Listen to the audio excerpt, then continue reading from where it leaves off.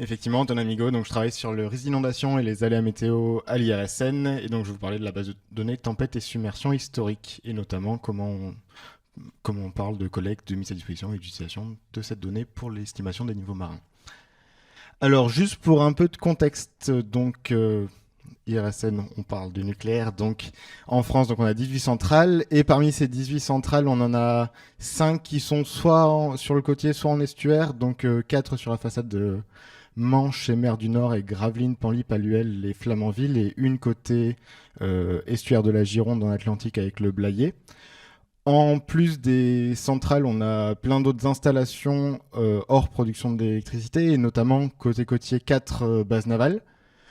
Pour l'ensemble de ces sites, le référentiel actuel pour le risque d'inondation, c'est ce qu'on appelle le guide inondation, c'est le guide numéro 13 de l'ASN, qui définit 11 situations de référence d'inondation, avec pour l'inondation un aléa cible qui a une période de retour décamillénale, et où on va chercher en plus à prendre en compte des incertitudes au travers de plusieurs méthodes, soit en prenant des bandes supérieures dans les intervalles de confiance, soit en prenant des majorations.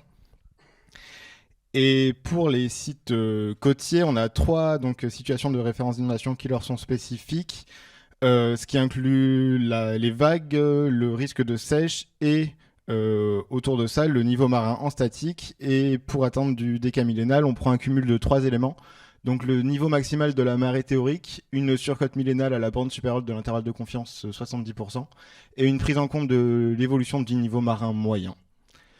Alors, si on se prend uniquement le côté surcote, la surcote, ça a été décrit précédemment, mais c'est la différence positive à l'instant T entre le niveau observé et le niveau prédit, qui a plusieurs raisons, notamment principalement météorologiques, avec des différences de pression et la prise en compte d'un vent local.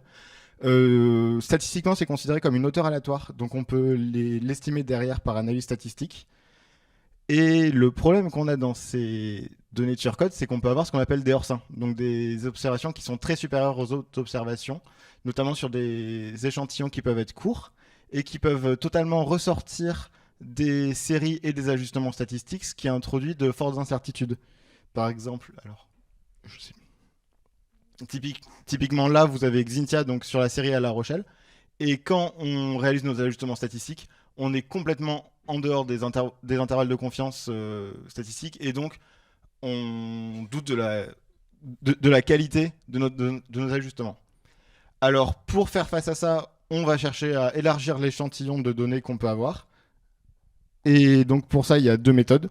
On peut aller chercher du côté du spatial, donc spatial dans le sens géographique. Donc on va aller chercher des données sur les sites voisins, et on va pouvoir réaliser des analyses régionales, et ce qui va nous introduire beaucoup plus de données dans le corps des distributions statistiques. Et on peut aussi ajouter une dimension temporelle en intégrant d'autres données pour chaque site. Ça peut être les données reconstruites qu'a présentées Nathalie juste avant, où nous on est largement utilisateur de ce qui peut être fait au CHOM.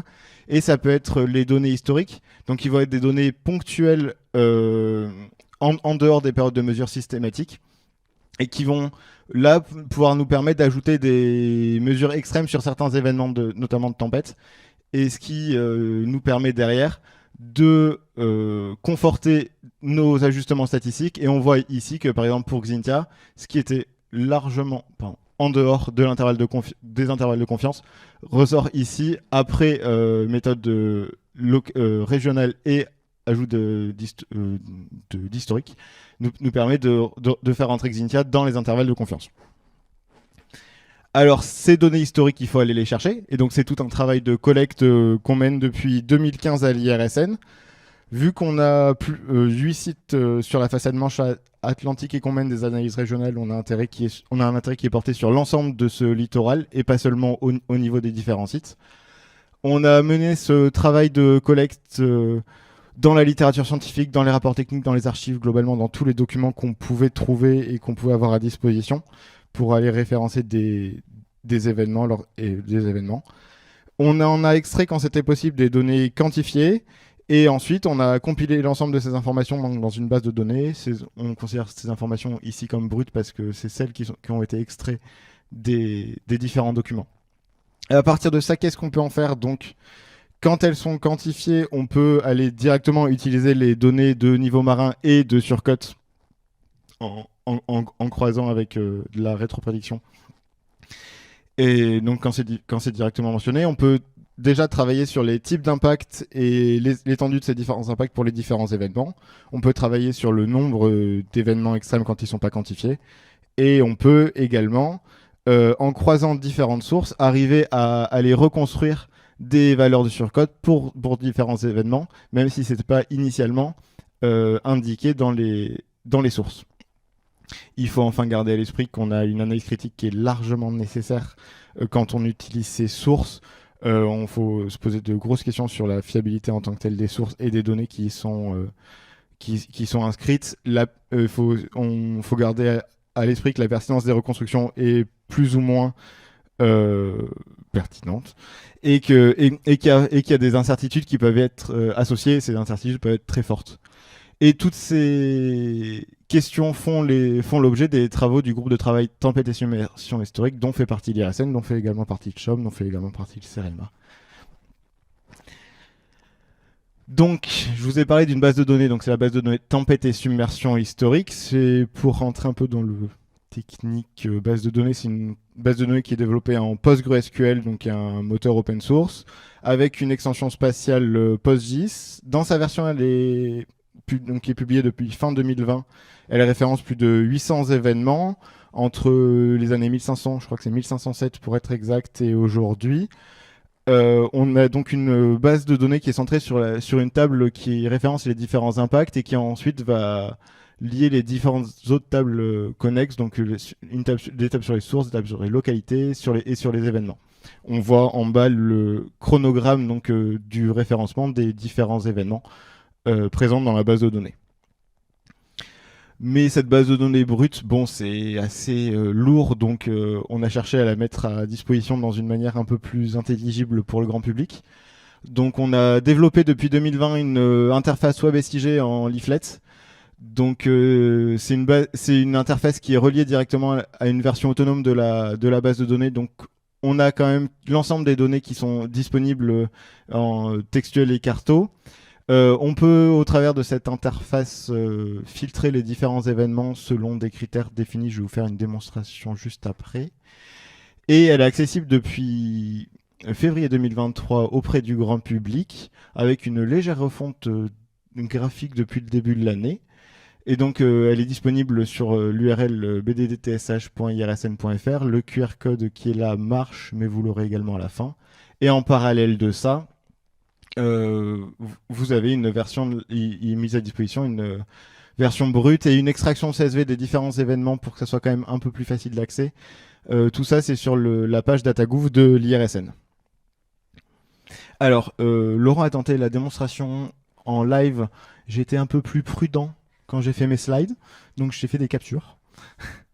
Donc, alors. Pourquoi j'arrive directement là-dessus? Bon. Alors, donc, quand on arrive sur l'interface, donc c'est ce que vous avez là en arrivant, on peut directement s'y balader à la volée et donc zoomer sur la ville par exemple sur la ville de Lorient.